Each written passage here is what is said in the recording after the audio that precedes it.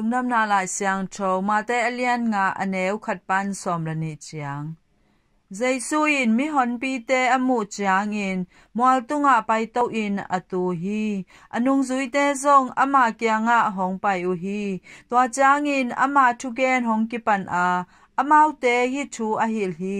lungsim ki nyam kya te in thu pa anga u hi bang hang yam chi le van tunga min amau te a hi ada akap te in thu pa anga u hi bang hang yam chi le amau te in he nem na anga ding u hi alung nem te in thu pa anga u hi bang hang yam chi le amau te in leitung alwa ding u hi dik tak na hangin gil kyal tang tang na athuak te in thu pa anga u hi bang hang yam chi le amau te in wak tai na anga kik ding u hi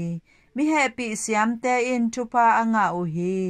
bang hang yam chi le happy na anga ding u hi lungsim siang tho te in thu pa anga u hi bang hang yam chi le amau te in pasian amu ding u hi kilem na abol te in thu pa anga u hi bang hang yam chi le amau te in pasian ta te chi na anga ding u hi dik tang na hanga bol sian na athuak te in thu pa anga u hi bang hang yam chi le van tunga min amau te a hi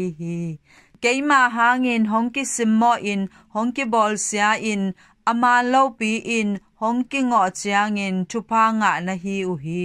no te ma a kam sang te zong to ma bang in na bol sekin ngei u a hi man in nuamin na lungdam un bang hang yam chi le no te a ding in van tunga thaman lian pi hongki koi khol sakhin zo hi